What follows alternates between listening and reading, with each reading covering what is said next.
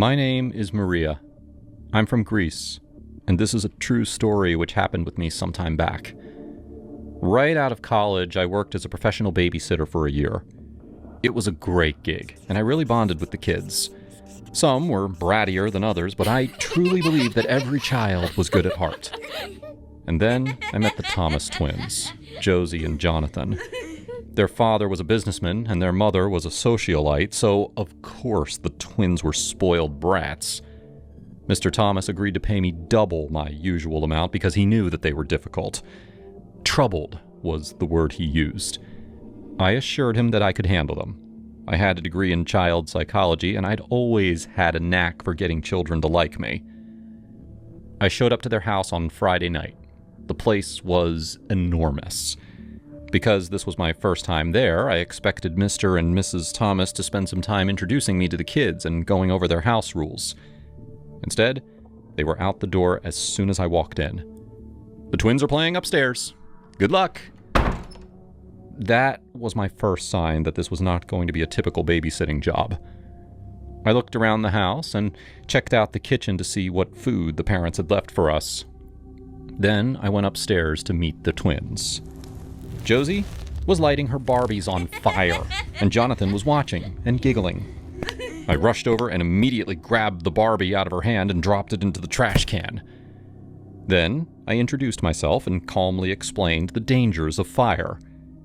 I asked Josie why she would burn her doll like that. "Just practicing."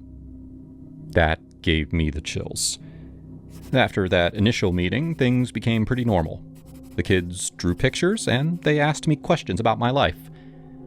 I strongly believe that babysitters need to always be honest with their kids and to answer any questions they have. So, I told them about my life and my goals for the future. I felt like it was going well, until I asked to see their pictures. Jonathan drew a woman who looked a lot like me. She was scared of something, like she had seen something she shouldn't have. He used up all of the red crayon. Then, I saw Josie's paper. She hadn't drawn a picture at all. Instead, she wrote down a list of information that I had just told her about myself. I asked her why she was taking notes. "Just in case." These kids were really freaking me out. I decided that art time was over. I said that it was time to go downstairs so I could get their dinners ready. They did not like that idea. Josie started screaming, and Jonathan broke every single crayon on the table, glaring at me the entire time. I had to pull them out of the room. By the time I took them downstairs, I noticed that Josie had hidden a pair of scissors in her back pocket. I confiscated that. As I microwaved them leftovers, I laid out some ground rules for the weekend. They acted like they were listening. Then, I served them each a plate. Josie took one bite and spat it into Jonathan's hair. Jonathan just laughed. "No spitting, please." They took that as a personal challenge. Both of them threw food right at my face. I jumped out of my chair, but they just followed me throughout the house. With their plates in their hands, they just kept scooping up food and throwing it at me. I had to lock myself in the bathroom until they calmed down. I could hear them outside the door, giggling and talking about me. Josie was listing off the names of all my family members. I guess she'd memorized them. I had no idea why she did that. Still in the bathroom, I tried to call their father, but the call went straight to voicemail. I didn't know what else to do. When I finally got out of the bathroom, after washing my face and rubbing soap on all the food stains, the twins were sitting on the couch, watching Coco Melon and acting like nothing had happened.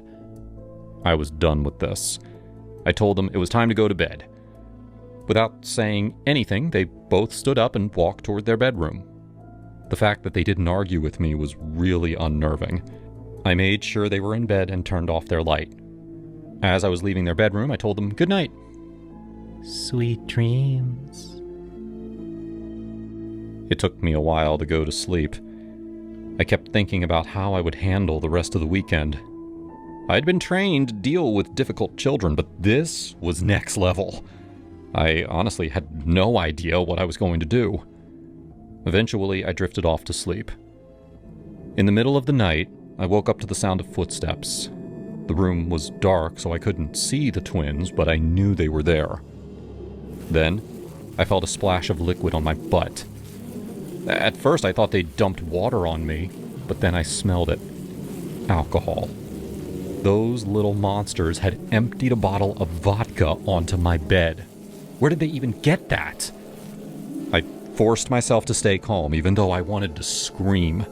In a stern voice, I told them to get out of the room. Jonathan just laughed. But Josie, she said something that will always haunt me. Let's see if she burns faster than Barbie. That psychopath dropped a lighter on me, and my vodka-soaked pajama pants immediately went up in flames. I never felt such excruciating pain. My ass was on fire. I hopped out of the bed and tried to pat away the fire, but that just burned my hands. Looking back, I should have just dropped to the floor and rolled around. That's what you're supposed to do, but I was in too much pain to think straight. I raced into the bathroom and switched on the shower. It didn't work. The kids had somehow turned off the water. Screaming in pain, I collapsed into the bathtub, which was still wet enough to put out the fire. I lay there for a while, my anger outweighing my pain, and the twins stood just outside the door, watching me and smiling. Barbie burned faster. An ambulance took me to the hospital. I guess a paramedic waited with the twins until their parents came back. My parents ended up paying for my surgery to get my butt fixed. The family didn't apologize, though. Apparently, this sort of thing happened a lot.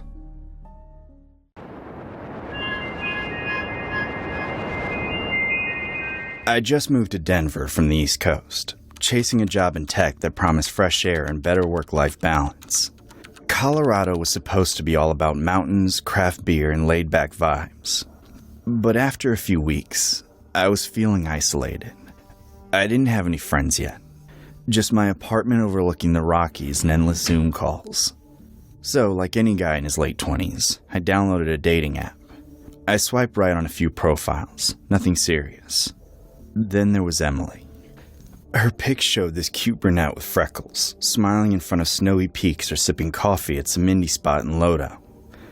We matched and chatted for a couple days. Light stuff, like favorite breweries and how she'd grown up in Boulder. She seemed normal, fun even.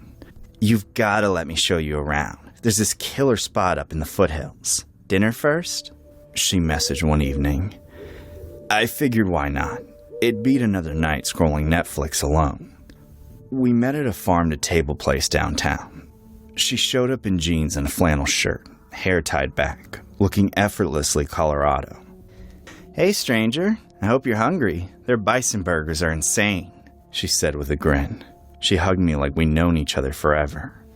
Dinner was easy. We talked about my move, how the altitude was kicking my ass, making me short of breath on simple walks. She laughed, a genuine belly laugh. "That's everyone's first month here. Drink more water, city boy."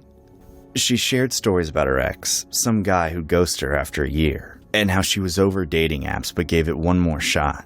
"People are weird, you know, but you seem normal," I chuckled, flattered. "Yeah, well, I try." After paying the bill, she insisted on splitting it. We headed to her car, an old Subaru with stickers from national parks plastered on the back. "Trust me," she said, starting the engine. "The drive up to Lookout Mountain is worth it. Stars like you've never seen." I was new to the area, so I went with it. The city lights faded as we climbed, winding roads flanked by dark pines. She cranked up some indie folk playlist, humming along. "You ever think about how small we are out here? Like one wrong turn and poof, no one finds you?" she asked, glancing at me. I nodded, thinking it was just poetic mountain talk. "Yeah, nature's humbling." We parked at a pullout, no other cars around. The air was crisp, moon full and bright. "Come on, there's a trail that leads to this bench. Best view in the state," she said, grabbing my hand. We walked in silence at first, our footsteps crunching on gravel. The path opened to a clearing, and sure enough, There was this weathered wooden bench overlooking a valley. No streetlights, just moonlight casting everything in silver. We sat, shoulders touching. It felt romantic, like something out of a rom-com. "This is amazing. Thanks for bringing me here," I whispered. She leaned back, staring at the sky. "You know what I like about places like this? The isolation. No one around to hear you scream." I turned, expecting a joke. But her face was serious for a beat before she smiled. "Kidding. Sort of." We talked more about work, dreams. Then she shifted topics. "You ever listen to true crime stuff, like serial killers?" I shrugged. "A little bit. Podcasts on runs sometimes." Her eyes lit up. "Oh man, I'm obsessed. Ted Bundy, right? He was from around here-ish, charmed his way into women's lives, then bam!" She snapped her fingers. "What do you think makes someone snap like that?" I paused for a minute, unsure. "I don't know, trauma, wiring in the brain?" She nodded slowly. "Maybe. But sometimes I wonder, what if it's just curiosity? Like, could I get away with it?" She tilted her head, watching me. "I used to think about getting away with stuff like that sometimes. You know, the perfect crime, no traces." My stomach tightened a little. "That's dark. You're joking, right?" She burst out laughing, this wild echoing cackle that bounced off the trees. It wasn't the same as her dinner laugh. It was unhinged, like something from a horror flick. "Oh, come on, lighten up.